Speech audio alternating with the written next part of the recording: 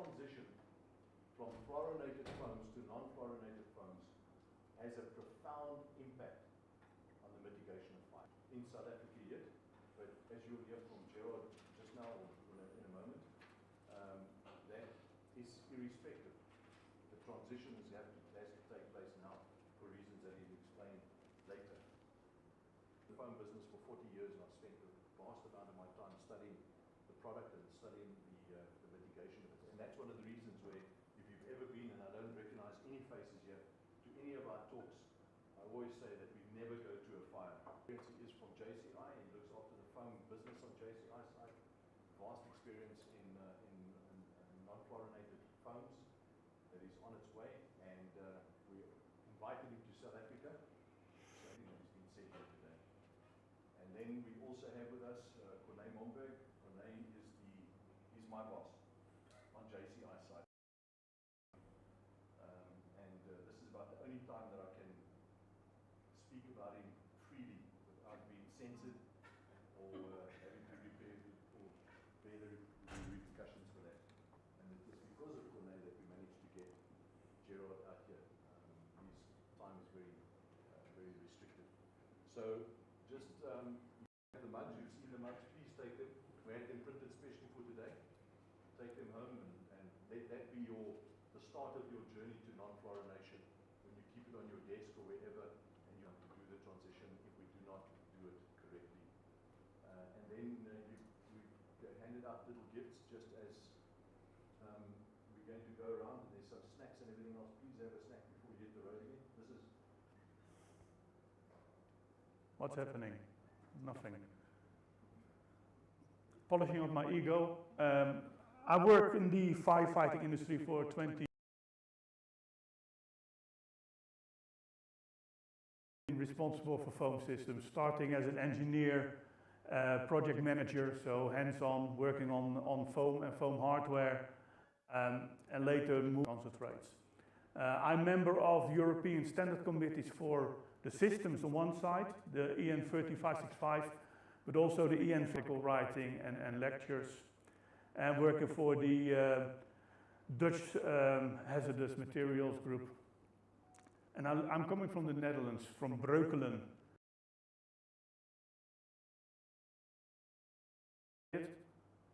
Brooklyn. We founded freaking New York.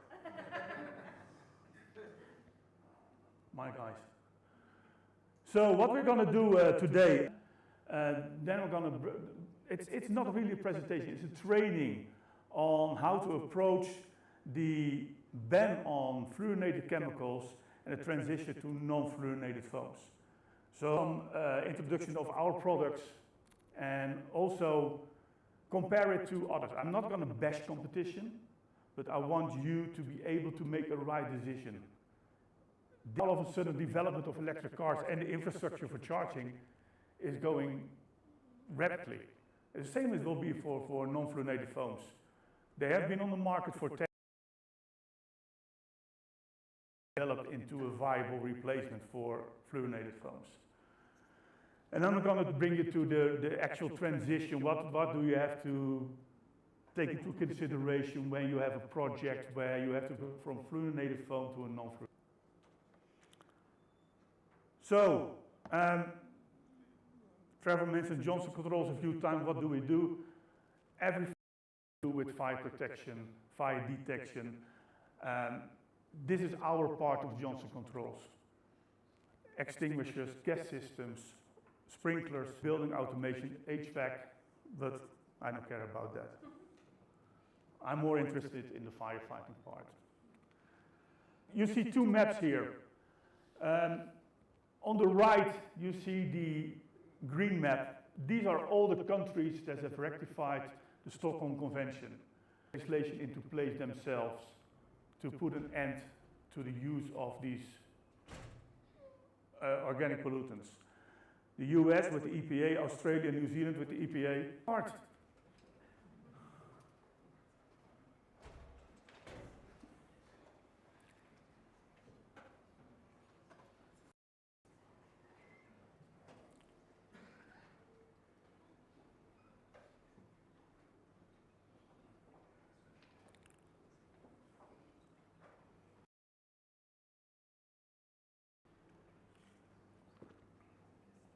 Yeah?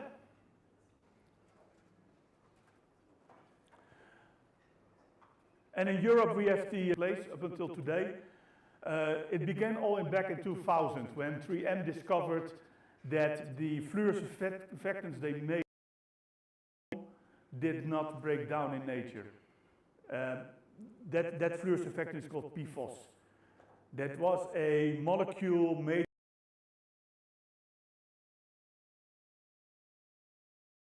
firefighting foam that was made with PFOS. It did everything you wished for. That was discovered in 2000 and banned in 2009. Then that foam was European, America, and Asia Pacific. So the next step was C6 and ourselves. So that has been banned now. The new directive has been published last month. So that ban is coming now. Within 5 years.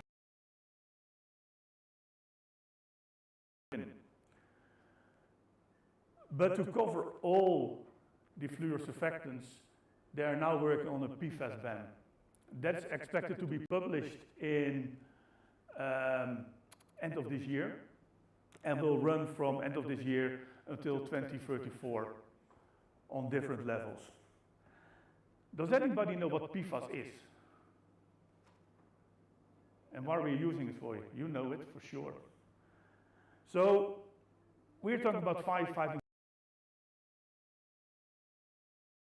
Worldwide is using firefighting foams. It is used in many other daily use stuff. If you order a pizza, it comes in a box. It will drip through the box. 6, same story. We get 5 years from now to get it out of the systems.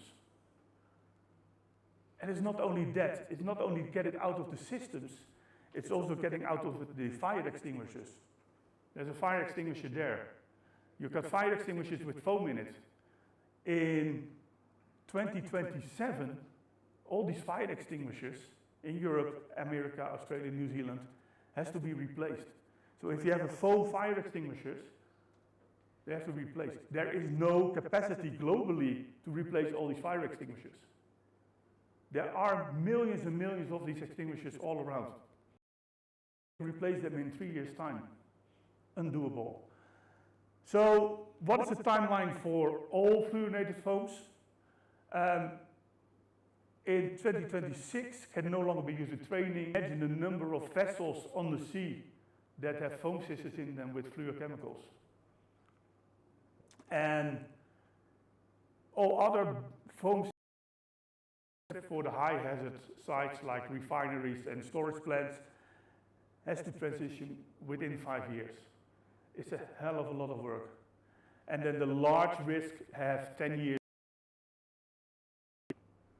Why do we have an exemption for the large risk?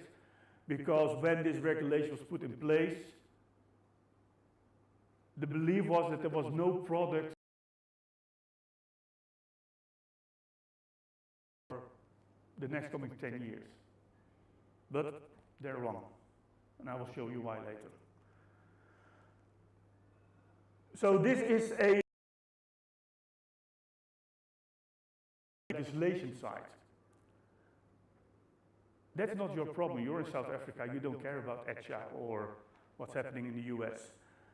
The thing is that you see here a number of manufacturers already decided to stop manufacturing firefighting foam with fluorochemicals. And that is going to be your biggest problem because you can go to India or China. They have high quality foams for a very cheap price. You can work with that. I order my brake pads on Temu. I'm sure they're perfect quality. So your problem is not the legislation. Your problem is that we run out of a release or you have an extinguishment and you need to replace your foam. You need to be ready for plan B. You need to think about, okay, what? So we were the first manufacturer that announced that we will pull out of the fluorinated market. We did that last year. We sold our last drop. Give me 600 tons of that stuff and I'll be okay for the next years. But 4 other large foam manufacturers decided to do the same. Film forming.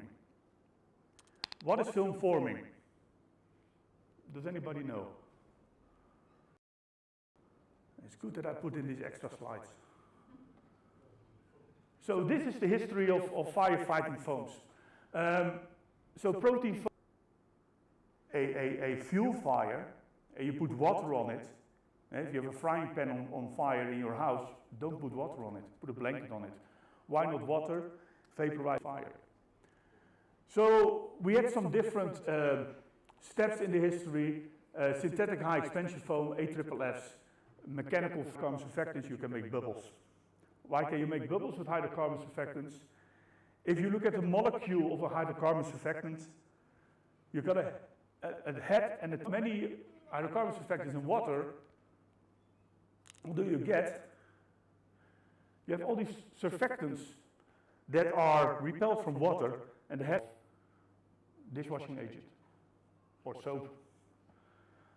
But to make it more suitable for firefighting, something more stronger that gives you an additional layer of protection. So we add in fluor surfactants. Fluor surfactants behave in the opposite manner. They are repelled by fuel more than air, and because of this, end up with their tails pointing in the air. This hydrocarbon and fluoral surfactant combination results in their respective heads pointing towards each other. To stabilize this arrangement, a thin film of water is pulled between them. This creates the aqueous film layer that acts as a barrier between the fuel and the air. As the AFFF is applied, the heat breaks down the foam bubble mixture, continually replenishing the foam film layer on the fuel surface. This aqueous film layer moves across the fuel surface, suppressing flammable vapors and suffocating the fire as it cools and secures the blue dye, what you see are the hydrocarbon and fluor surfactants that spread across the fuel surface. That is your film that you need for extinguishing fires. That is your aqueous film. He will shake the scale a little bit, and you can see that it's really a very strong film. This is what helped firefighters. That was the stuff that made firefighting easy. You could use your AFFF or your AFFF alcohol resistant, put it on a fire, and it did the job. I'm a little bit charging now, but you can put it on the fire, it will do the job. It will form the film layer and it extinguishes the fire.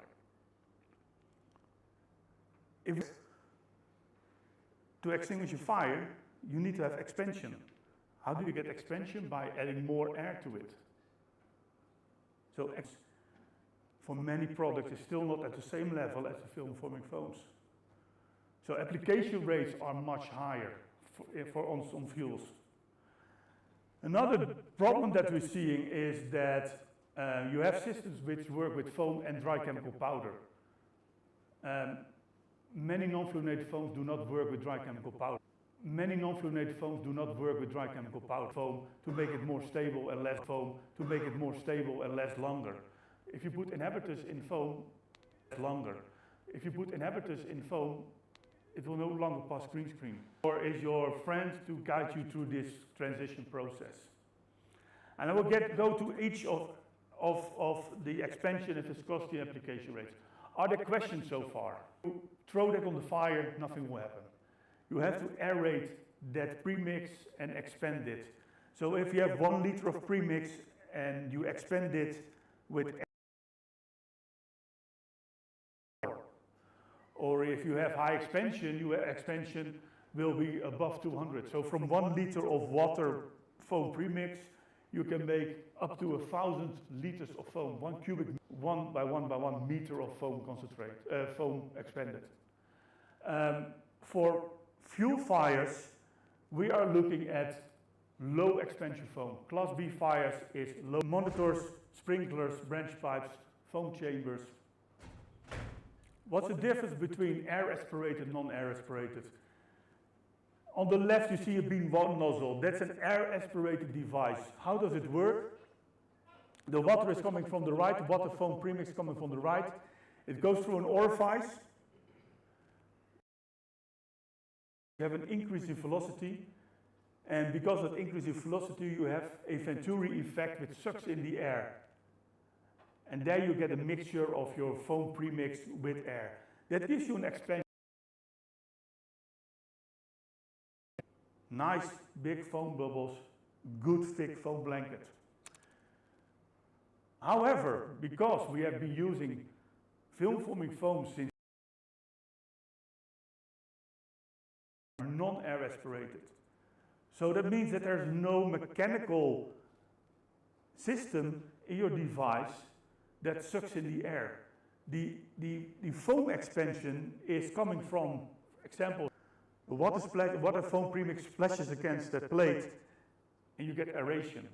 When you spray it out of a monitor, due to the turbulence in the air, it sucks in a little bit of air and gets some expansion.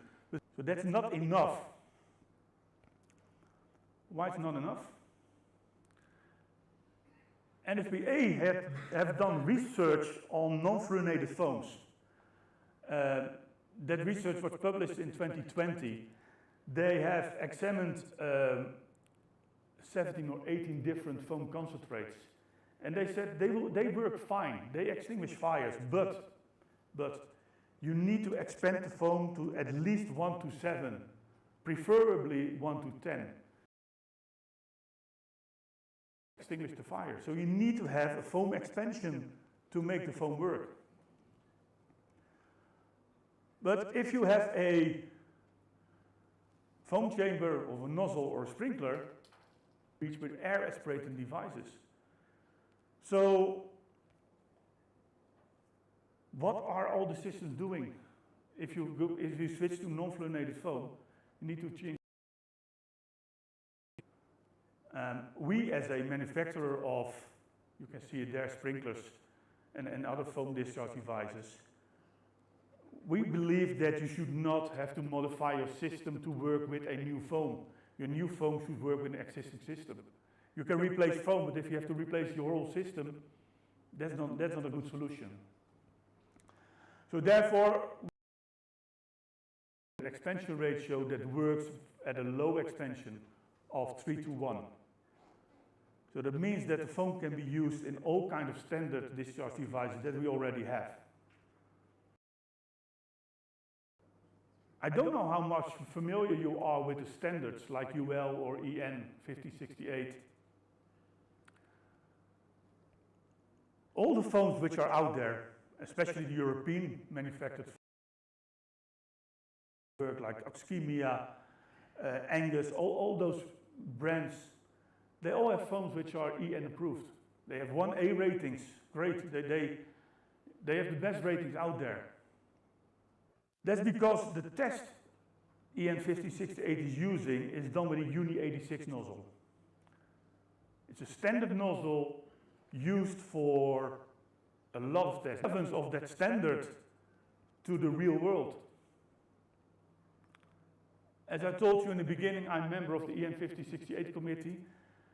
I'm not the only member. There are also other manufacturers in that committee.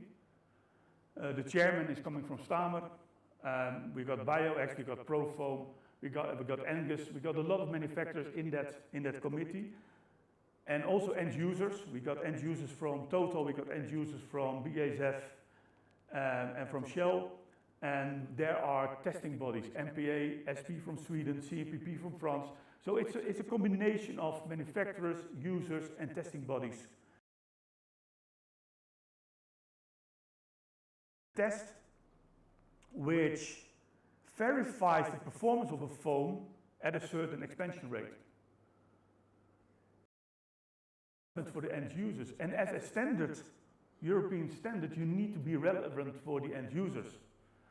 So we found a test at BASF, one of the members, And with this test, we can play with the expansion of the foam. We can play from an expansion 1 to 8 down to 1 to 3.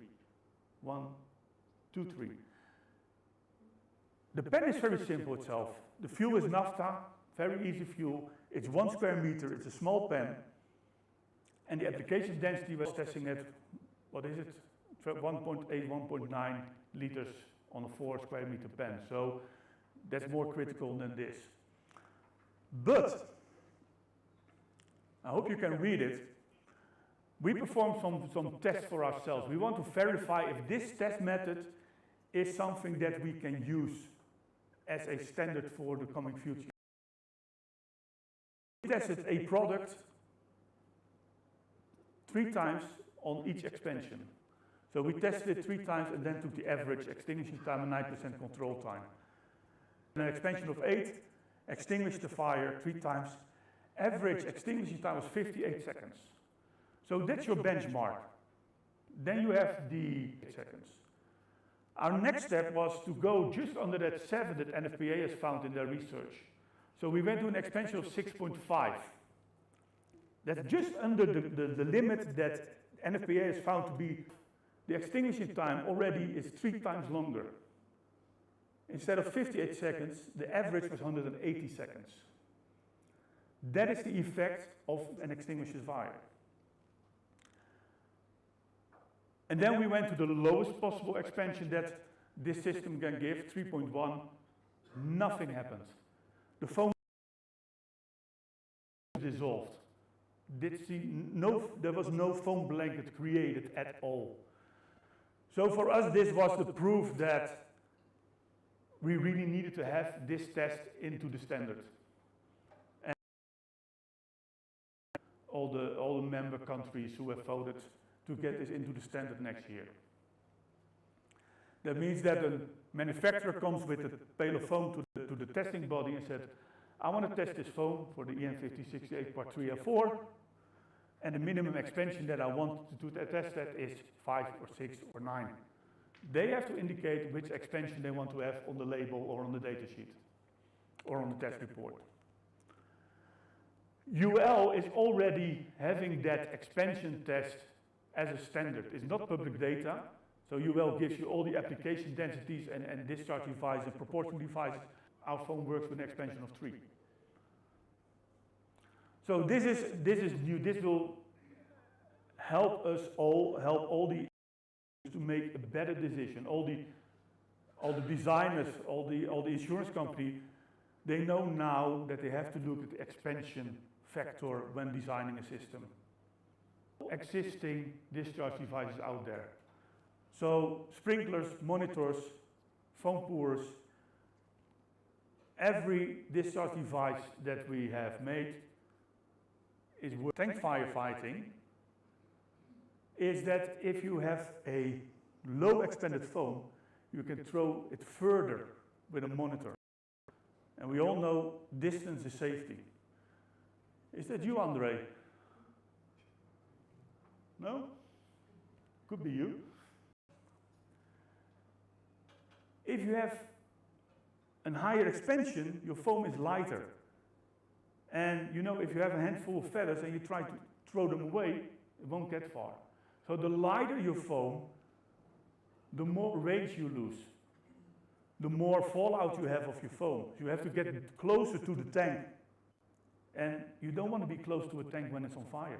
You want to be as far away as possible from the fire, because that can get hot. If air aspirates your foam, you lose safety. Any questions about expansion? Before? Okay.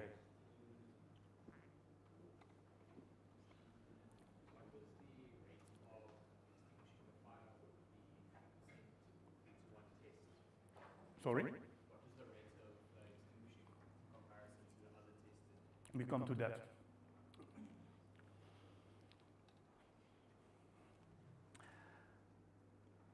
The next letter from Eva, viscosity.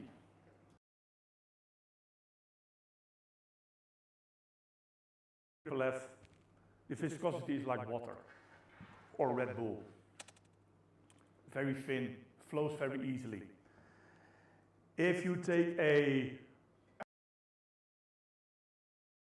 foam, it's more viscous. It doesn't flow that easy. You can compare it with honey. Or if you have the real Heinz tomato ketchup. Non-fluorinated foams, because of all the ingredients they put in it to make it performant, they are thick. If you put it into a beaker, keep it upside down, it will stick to it. And next to that, the dissolvement in water. So if you add 3% of your foam concentrate, saying that in the EN committee there are a lot of testing bodies. Manufacturer will come to the testing bodies and say, can you test my foam? Make a homogeneous premix. So for all you firefighters out there, if you have a fire tomorrow, start preparing your foam today. Yeah? And if the fire is not happening, then throw it away and do it the next day. Mix it and starting the test, maximum 20 minutes. New rule in the EN standard. No more playing around with safety. Homogeneous mix, because you want to have a homogeneous premix coming to the end of your nozzle to make the foam blanket, because you need expansion.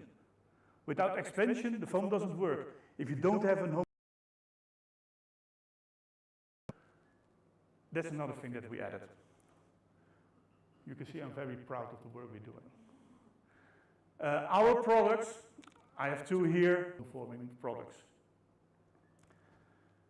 Why is viscosity so important? The numbers I've just shown you is the static viscosity. It's in the laboratory, foam moving and added to the water. One of the nicest things of foam is, the faster you move it, the easier it will flow. Your bottle of Heinz tomato ketchup, if you shake higher your shear rate, the more fluid it becomes. In the end, at higher shear rates, higher velocities, it will be like water. But to get the product moving, that's the most difficult part. We all know from physics that friction is the highest at the moment you start moving. So once you start moving, the friction is lower. So the blue lines are our film forming products, and the green lines are our non-film forming products, non-fluorinated products. They are very similar to each other. Other manufacturers have, and that's the most difficult part, to get it moving. Once it starts moving, it's no problem. But you see, there are a few products which have issues. FM have seen that and thought, okay, wait, we got a lot of FM approved mixing systems out there, but will they still work? So they have put limits to a maximum viscosity at a certain shear rate, just to make sure that you will get that 3% induction of your foam into the water and have your firefighting system working. That means that if you take FM approved proportioning systems with a lot of foams, they exceed the maximum viscosity. Or if they are okay with like our foams, they exceed the viscosity at the highest shear rates. So that was back to the drawing board for these manufacturers. Firemix said, we're not going to do it, too much time to invest, we're not going to do it. FIDOS has made modifications to the suction line to make it FM approvable again. If you don't have that modification on your Gen 3 FIDOS, the FM approval is no longer valid. The FirePax is an electronic foam dosing system, so it measures the water flow and then it regulates the foam proportioning.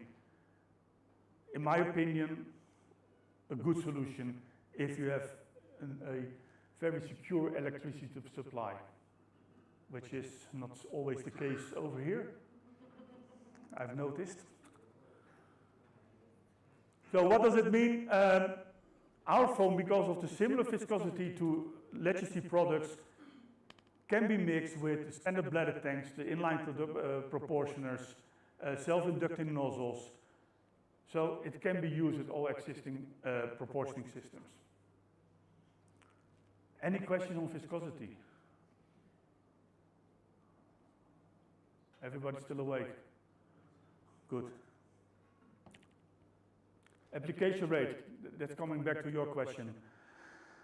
So what is application rate? Application rate is a number that's given over here, I believe, Trevor, in liters per square meter per minute. Or gallons per minute per square foot. But we're doing metric here. You have advanced. Yeah. So that is the amount of foam that you put on the fuel to extinguish a fire. And how much do you need to put on? You need to put on more on the fire than the fire can eat up. If you put on more foam on the fire than the fire can eat up, then you're extinguishing. That's your application rate.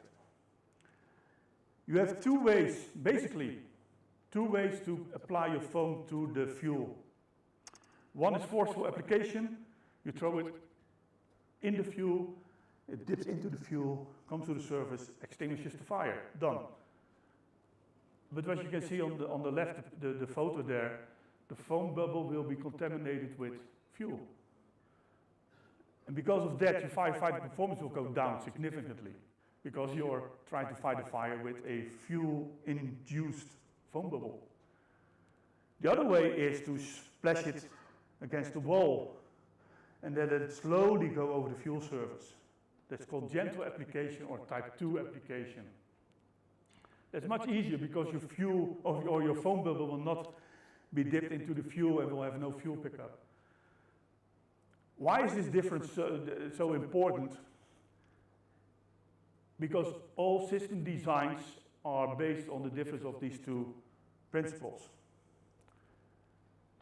This is the UL table. As you can see, we have a type 3 and a type 2 application. Type 3 is direct application, plunging into the fuel. We have two categories. We have the film forming category, and we have a non-film forming category. And you cannot read it clearly, but for the film forming category, the foam is tested with an application density of 1.6 liters per square meter per minute. It was the number I was looking for. I was just testing you. So 1.6 liters per square meter per minute on a pen of 4 and 4.5 square meters for a duration of 3 minutes. So that is pretty low. But when you pass that test, your design application density is 4.1. Do I have arrows? Yeah. For non-film forming foams, your test density is 2.5. So from 1.6 to 2.5. And not only do you have a higher test density, you also test it for 5 minutes instead of 3. So you put on 50% more foam for a longer duration. The difference of total foam volume that you put on the test, the difference between film forming and non-film forming foam, or film forming or non-film forming, non-fluorinated foam, fluorine-free foam, is 250% more foam that you put on the test fire compared to film forming foams. That's a huge difference in testing.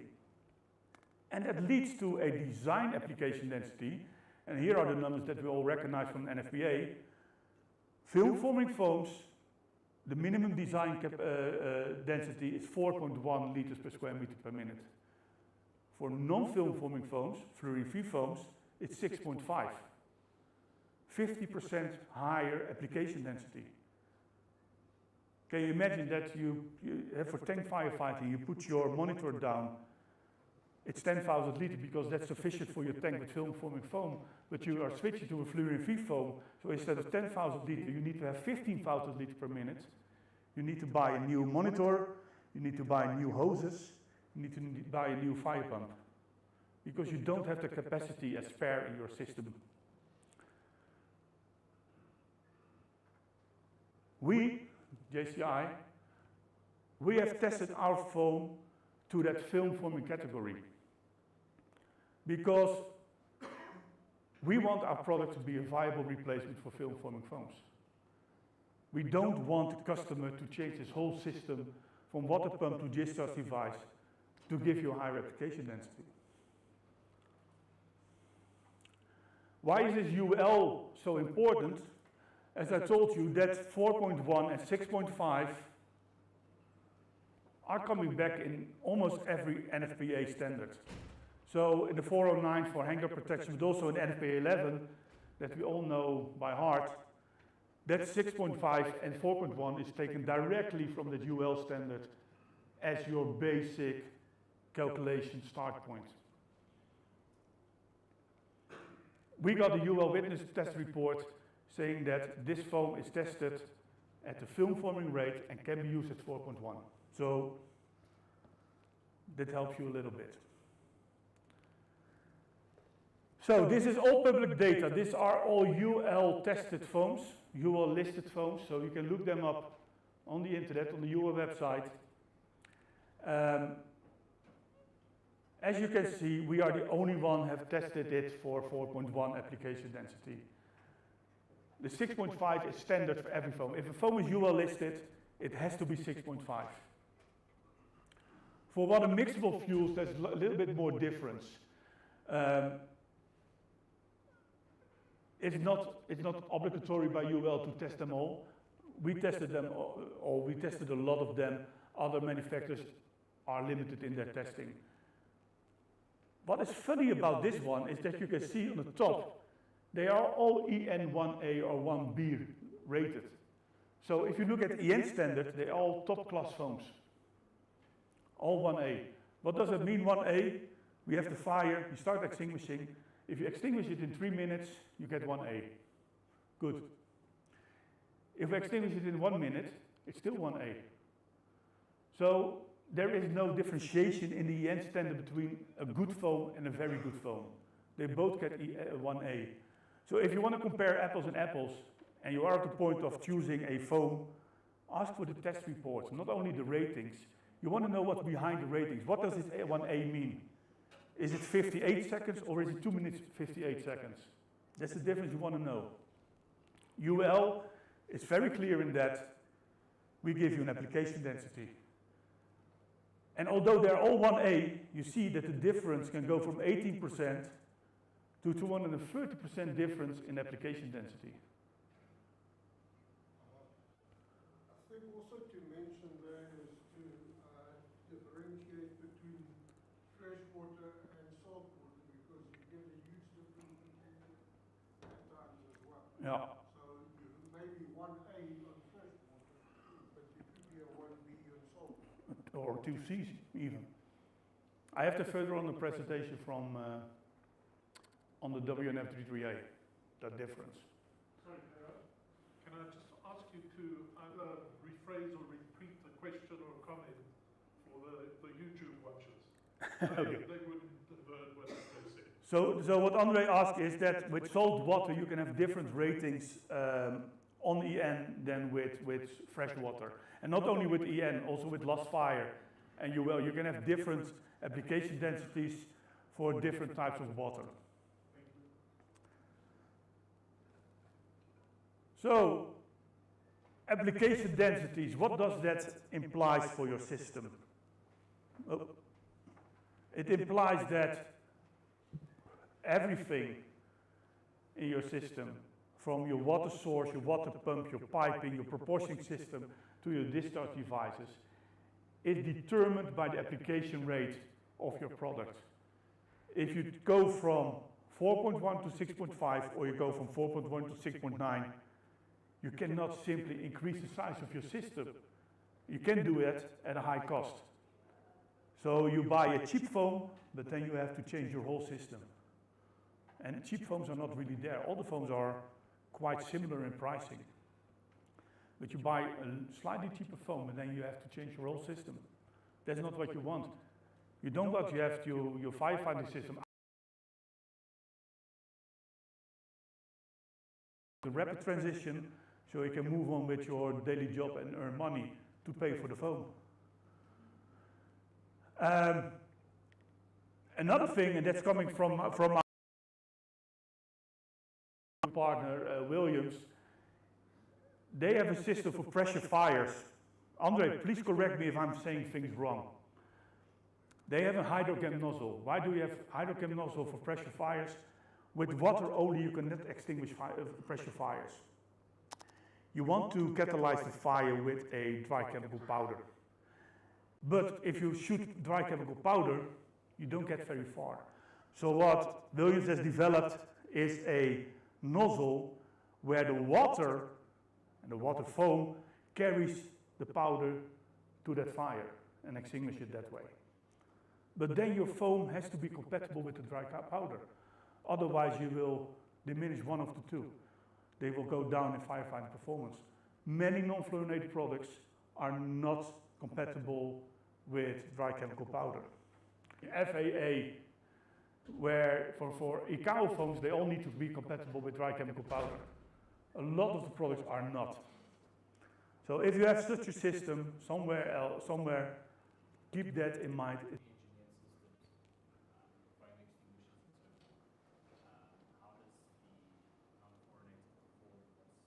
Not? No, I cannot. So it's very difficult with a environmental friendly product to guarantee your compatibility between the water and the foam, because we never know what quality of water can last for 3 years or 5 years or 10 years. But with non-fluorinated foams, environmental non-fluorinated foams, we cannot. So it's the same as galvanized or stainless steel, bronze, titanium. Tested our fluorinated foams. But some manufacturers, as you can see, if you have calculated, you know, on ethanol with 4.1 and you have to go to 9.4, that's much higher. You need to put much more foam onto the fire to extinguish it. So you really need to go very deeply into the matter to understand the performance. Someone locked us in. Oh, there it is.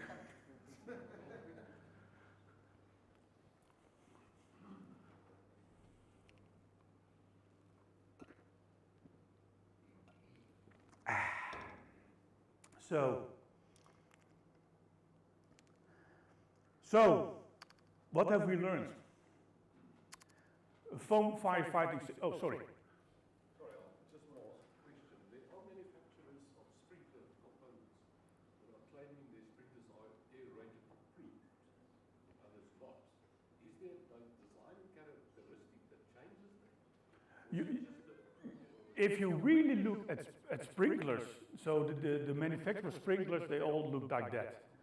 Industrial sprinklers, high velocity sprinklers, or the B1 nozzles that we have, you can choose if you have them air aspirated or not.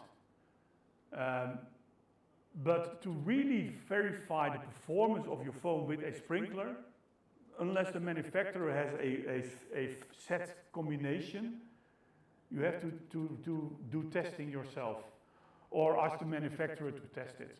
Because we cannot test a product with all the sprinkler manufacturers out there, and vice versa, all the sprinkler manufacturers cannot test their sprinkler with all the foams available.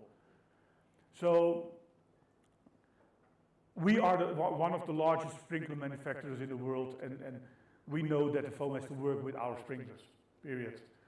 Viking is doing the same. Viking is using Foamtech as their foam supplier. Viking has their sprinklers tested with the foam from Foamtech, give it their own name. That's a tested combination. Stamer claims that they have a foam that works with sprinklers from Eurosprinkler, but then you need to put a mesh around the sprinkler to modify the sprinkler to make it work with the foam, and that mesh gives you that aeration. That's not a very workable situation. If you have 3,000 sprinklers in a way, that's not a workable situation. So the foam system consists of a water source, fire pump station. On the other side you have the foam concentrate storage, and that comes together in your proportioning system. 27 years I'm working with this shit. So, expansion is affecting your discharge devices, nothing more. Your viscosity has a big influence on your proportioning. Will I reach that 3% that I need? Yes or no? But your application rate affects the whole system. So to the picture. So you can have this abbreviation or girlfriend or whatever to remember what aspect do I need to take a look at in the system to verify its performance. Will I make the right choices? Yes. What is the next slide? Oh, that one. Information. We think it's extremely important to give as much information as possible in our technical data sheets. So, for instance, viscosity is a problem. How is viscosity measured? There's an international standard unit for viscosity that every foam manufacturer uses. That's a Brooks-Shields spindle 4 meter at 30 RPM. That's your measurement method. And that gives you a number, 3000. But if you turn that spindle at 60 RPM, your viscosity will go down. Surprise. So you could put in your datasheet 1500. So you compare our datasheet 3000 with another one 1500. Oh, this one is better. Yeah, but it's another unit, another way of measuring it. That's why we put both on the datasheet. Not that we want to put both on the datasheet, but we want to make the customer think about why do they have 2 units on it, because other ones are playing with that. We also are very open and public with our application densities. We are proud of them. They're low, they're workable, they're the same as our legacy film forming foams. Because we put the data sheets on, the application rates on the data sheet. We put videos on the websites. We gave all the information that you need in the brochures. We are very open with the information we give. And we can do that because we have a product which is a viable replacement.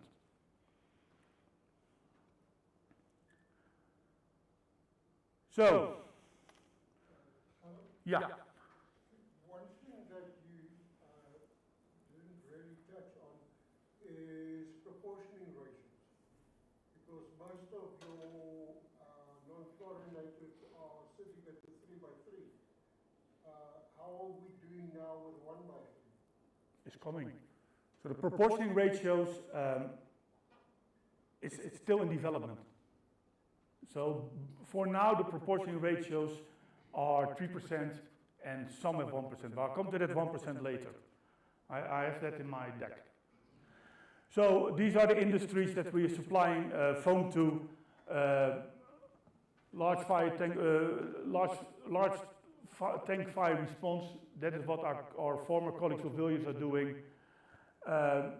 We have fixed foam systems, we have aviation, marine.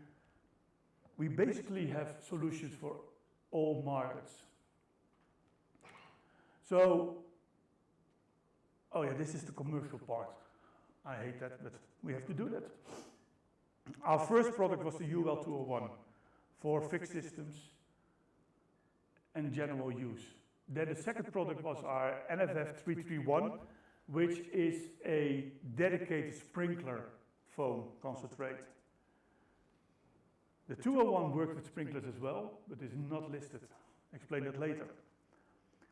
Then our pride and joy is WNF33A, which we developed for our colleagues from Williams for large tank fires. So this is developed for them and with them. And you can see we got a 3x3 and a 1x3 version of that. It's not really true. It's not a version. It's the same freaking product, but it also works at 1%. And then our latest product is an ICAO-approved product for airports, crash tenders. So basically, I'm going to repeat myself again. These are all the key features of all our foams. They all pass the UL test for film forming category. They all have high ratings for EN. Last fire tested, good, good, good.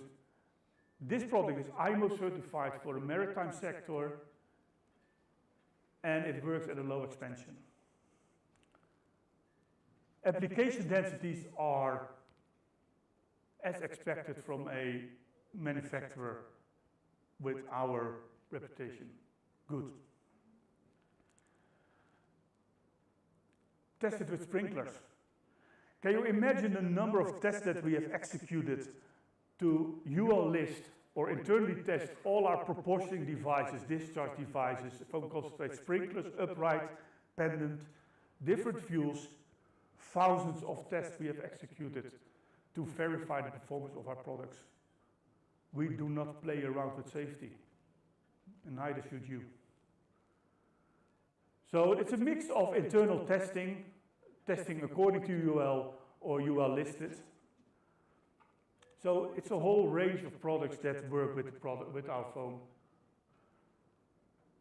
Proportioners, we have to test all the proportioners at low flow, mid flow, high flow. It's not that we say, okay, we tested at 1,000 liters per minute, it works. No. If you have a wide range proportion, you need to do wide range testing. This product is also IMO certified for the marine business. Very easy test to pass, but you have to. Sprinkler foam is same features. We tested it with 3 types of sprinklers, the most common sprinklers, both pendant and upright. Different fuels again, and pendant. Where is the movie? Here. This is the UL 162 test.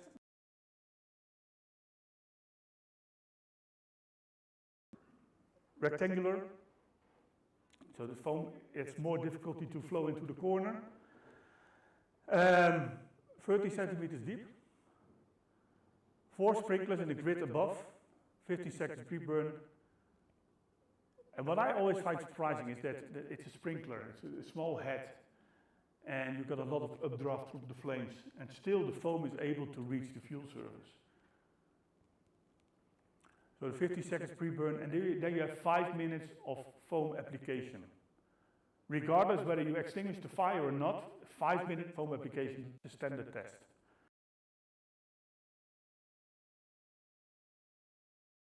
Extinguishes the fire. No problem with extinguishment.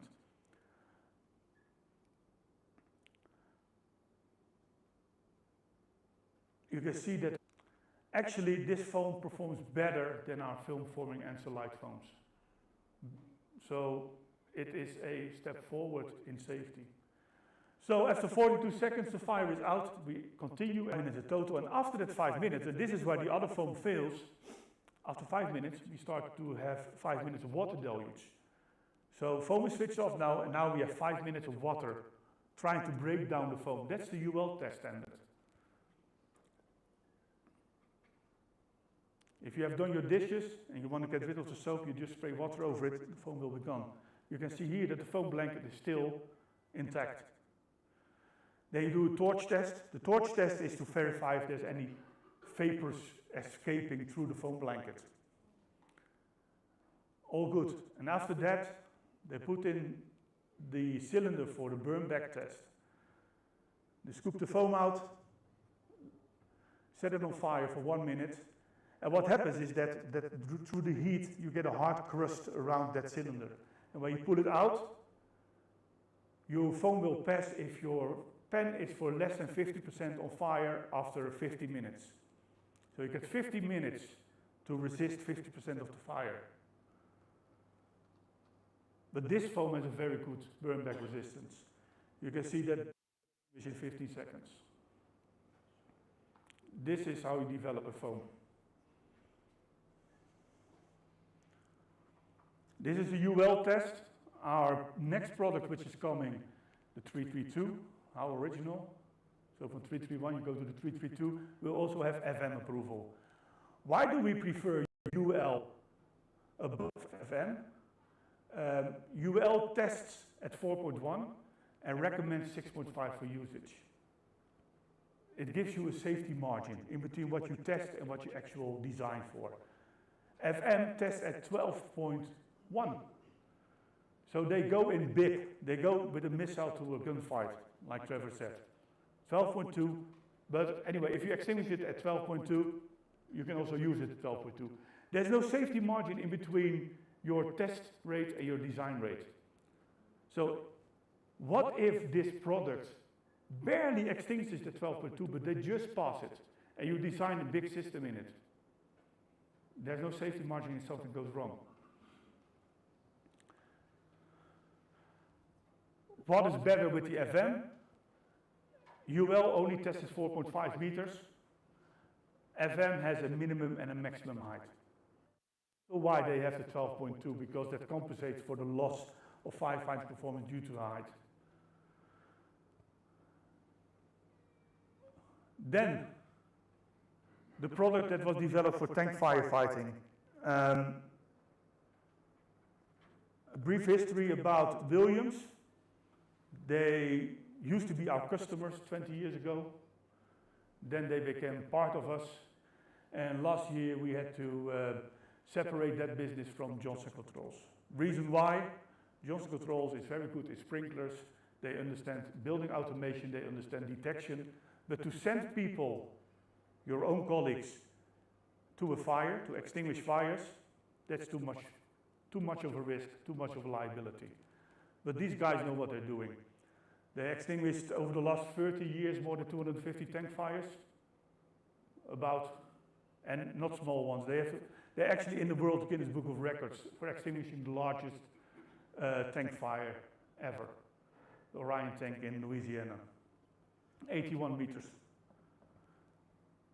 And extinguish it in 50 minutes? 50 minutes, huh?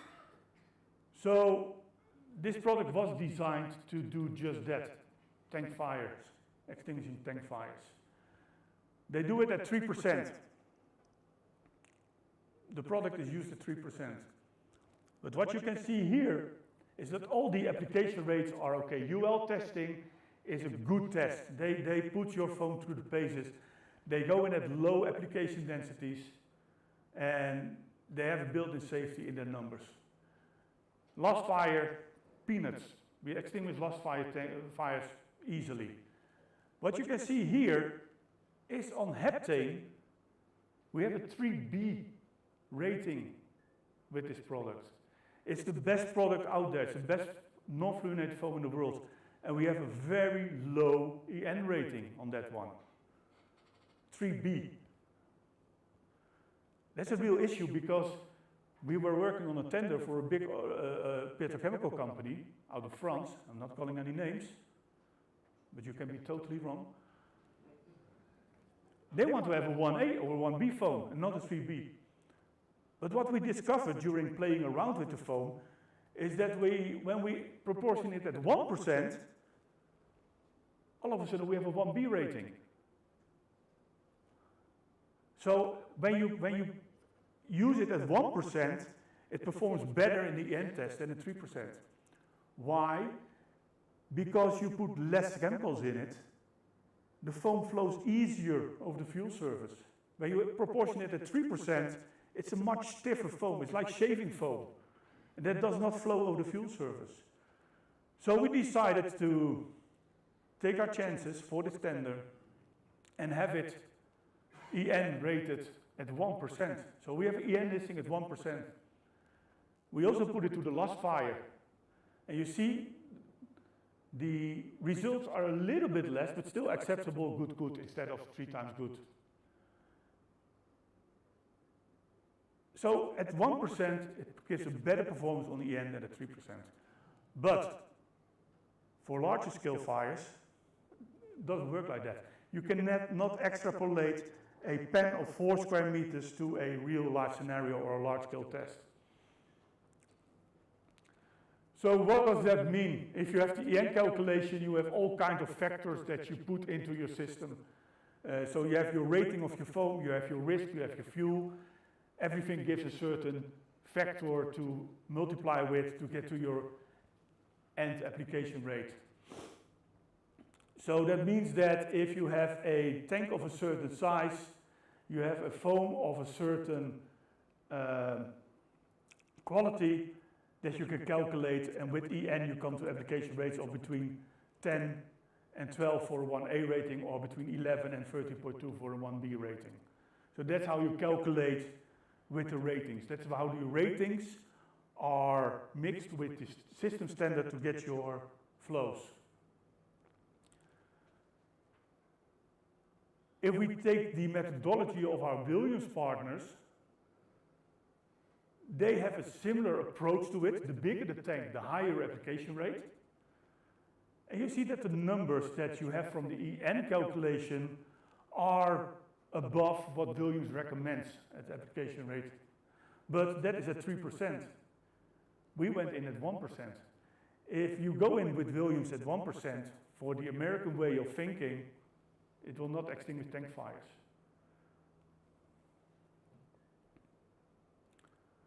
So here is what you see. This is on the left, the small picture is the EN pen.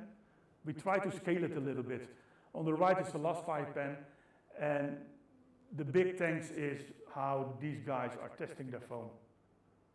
They don't play around with safety. They want to be sure that when they go to a fire, they got the good stuff with them to extinguish it. They tested also this product at 1%, and it did not extinguish that fire at the application rate that they normally use for this test.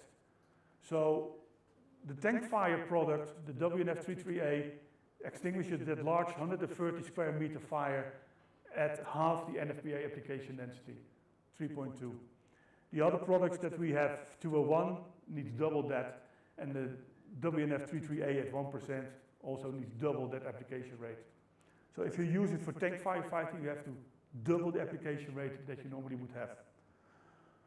Saying that, double the application rate, but only 1/3 of the amount of foam, that means that you still make a saving. I don't want to go into too much detail, but 1% foam is easier for your logistics around the fire than 3%. For a large tank, you need about 60, 70 total 1% foam, and you need to have 3 times that for 3% foam. And try to get that into your plant. So this is a video of how the guys test it. It's a normal monitor. The expansion ratio is around 4.1. Application density for both is 3.2. The WNF33A is on the top right. Brand X is exactly the same foam that we used for the verification test for EN, which you saw in the beginning. Remember, we went from expansion ratio of 8 to expansion ratio of 6.5, and that tripled the extinguishing time. At the expansion ratio of 3.1, there was no foam blanket at all. This is the same product. That product is what I consider to be one of the best competitors we have. They are a serious firefighting company, but they cannot manage to get that expansion ratio down to a workable level. And while I've been talking for 55 seconds now, you see that the foam blanket with the thunderstorm is already covering 90% of the fire. With this product, brand X, nothing's happening. Sometimes you see a little bit of white through the flames, but you see? Does not touch the fire. It simply dissolves into the fire.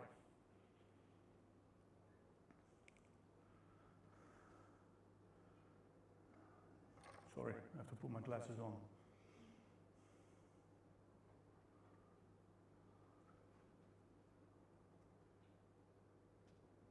So, after 2 minutes, 2.5 minutes, with the thunderstorm, we extinguished the fire. Meanwhile,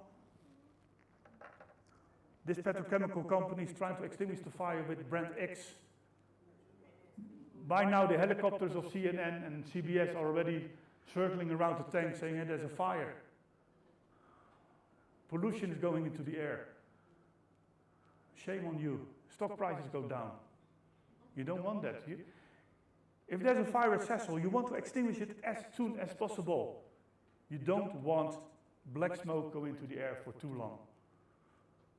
I have a surprise for you. The fire will not be extinguished with this foam. It's a good foam, but you need to expand it to 8. If you expand it at 8, it will kick down the fire immediately, like our product. But our equipment is not able to give that expansion of 8. So it will not work. So what we did, after 4 minutes, we said, you know, it's not going to work. Customer was happy with the result. Not. Because they decided to use this foam in all the systems globally. So after 4 minutes, we decided to switch foam, go to our product. And what you can see, after 1 minute, foam blanket is there. And after 2 minutes, the fire is out. What you can see here are the set remains of brand X foam blanket.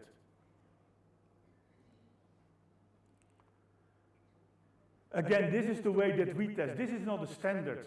This is not in any region a standard where every manufacturer tests to. At this moment, it is going to be a standard. There are a lot of petrochemical companies saying now we need a test like this to really see if our product that we want to use for large-scale fires is suitable for large-scale fires. This was initiated by Exxon, and a lot of other companies have joined them in this new born standard. Any question on serious testing?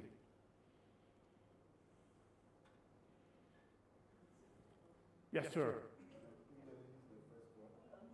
Oh. Okay, I want to know, when you test them, are you testing them on the same concentration or there's a different concentration? No, 3%. 3% Yeah. So, what I was telling about 3x3 and 1x3, our 3x3 can also be used as 1x3, as 1% and 3%.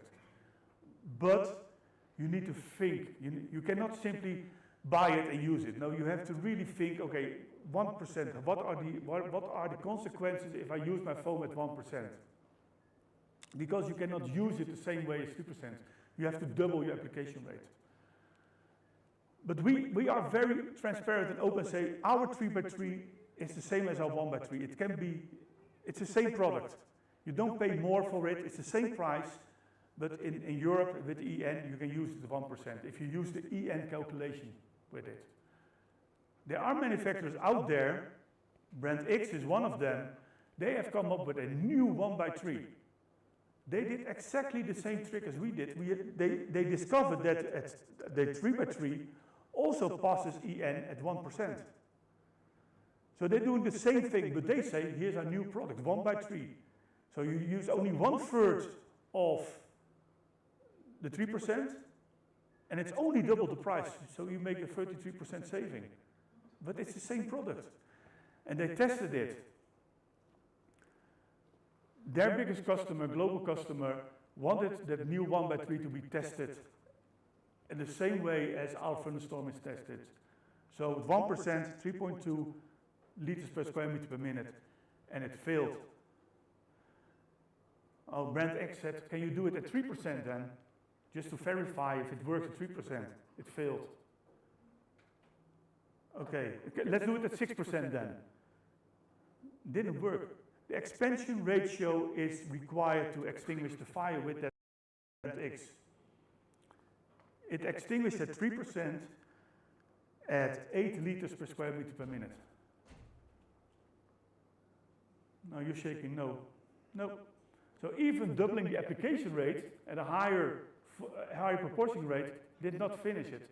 You need the expansion to finish it. So last product that we developed is the ICAO foam for airfields, for crash tenders. Basically, same story. These are all the manufacturers that have put out ICAO foams. You can barely read it, but viscosity is a thing. If you put it into a crash tender, you want it to work with the propulsion system. You need to add foam to the water. A lot of monitors on crash tenders are non-air aspirated. Not all products are suitable for that. Not all products are compatible with dry chemicals. And for airports, that's an important thing. So again, we tick all the boxes. Summary of the products, again, low expansion ratio, 3%. all the standards pass. Drainage times, which is important for your post-fire suppression and your security, are extremely long, but that's valid for almost all non-fluorinated products. They put a lot of hydrocarbons and polymers in it, makes it a very stable foam blanket. What are the challenges that we're facing?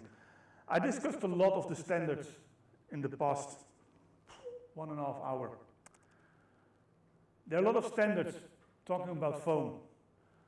Not all standards are yet ready for this transition. The relevance of fuels, we use heptane as the go-to fuel for testing standards. Vapor pressure of heptane is very low.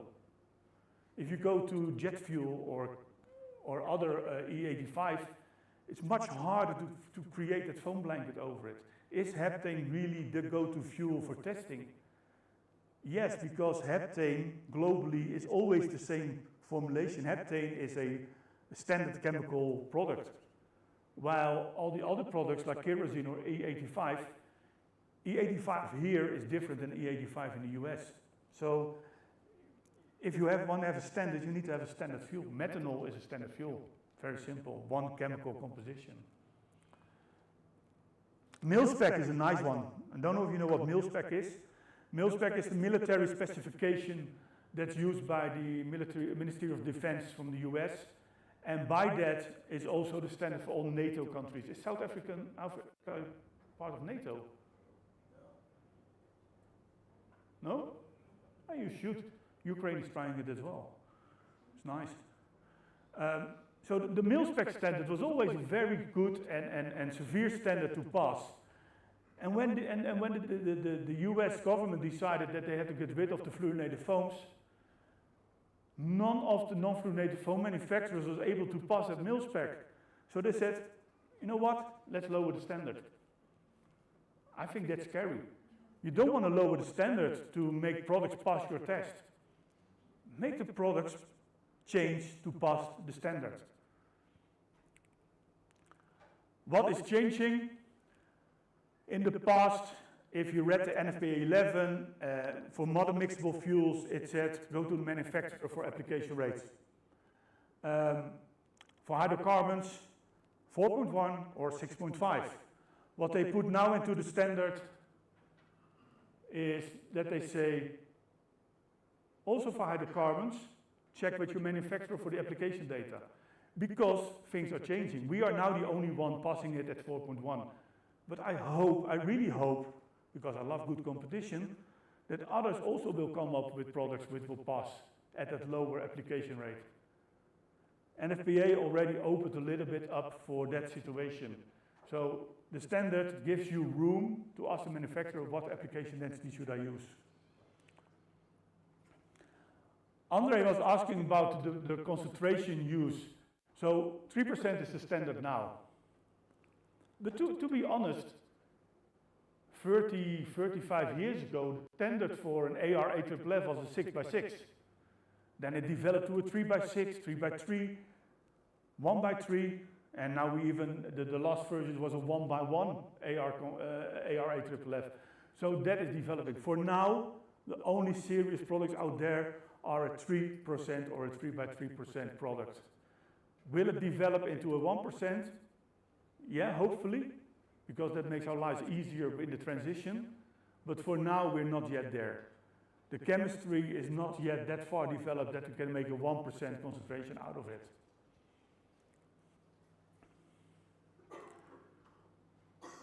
So, again, who remembers the name of the girlfriend that's helping us to the transition? Good. I'm glad you paid attention. Expansion viscosity and application density. For your situation where a customer needs to transition to non-fluorinated foam, what do? You go on site, you take this seriously. You go on site, you see what fuels do we have. Because when the system was designed 20 years ago, you had petrol in the tanks. Now what we do over, I don't know if we do it here, but we add methanol to the fuel. 50% methanol to the fuel, which is no longer a hydrocarbon. It's a hydrocarbon mixed with polar fuels. Is that the same fuel? Can you extinguish it the same way? That has changed. What discharge device do you have? Air aspirated, non-air aspirated? What expansion rate do they give? Your dosing system, your proportioning system, how does it work? Is your current foam agent, what application rates and what approvals does your current fluorinated product have? That's all data that you need to have to make a proper decision for your non-fluorinated. Fire pump characteristics. There's a fire chief there. Your fire water system is designed to do 40,000 liters per minute by 12 bar. Does it really do that 20 years later? You have to measure it to be sure what your water fire system is doing. You know, oxidation in your piping, the quality of your pump goes down. Measure before you make a decision. You need to know what your fire water performance is. Then go back to the drawing board, do a complete analysis of the whole system, then pick your non-fluorinated foam agent. If you have all air aspirating devices and you have enough room in your application density, you can pick any non-fluorinated foam that you want. But if you're on the edge, if your system design is on the limit, you have to be very careful in your selection. Then something that I get a lot of questions about. If I take the fluorinated foam out of the system, do I need to clean it? Yes.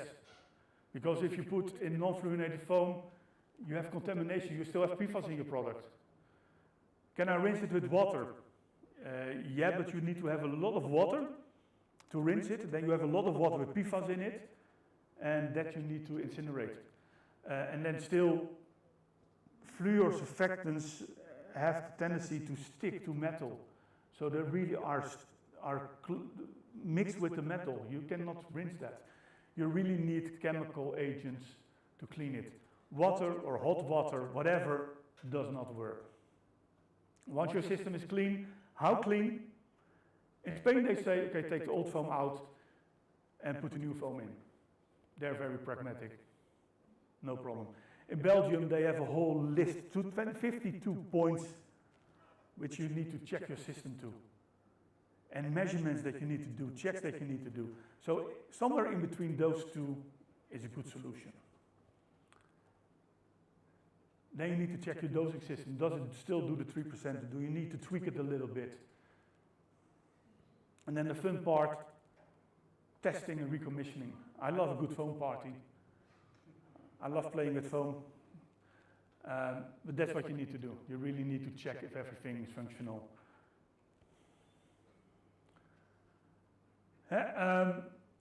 Application densities, again, these are for sprinklers. These are our film forming foams. These are our fluorine-free foams. You can see that for many fuels, the application density is lower with non-fluorinated foam. So we have an improvement on performance. To help you out with the transition, we have come up with some kind of Excel sheet where you can put in all the data and then can see, okay, yes, we can make an easy transition or not. These are our focal points.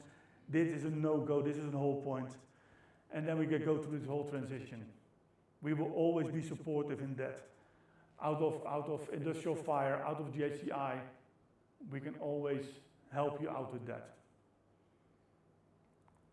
And that's it. Any questions?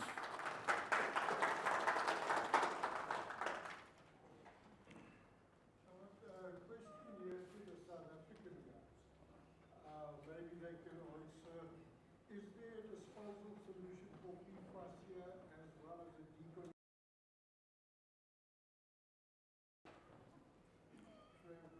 Trevor, maybe? Meanwhile, I'll make a selfie for my Facebook. Yeah, so on the fluorinated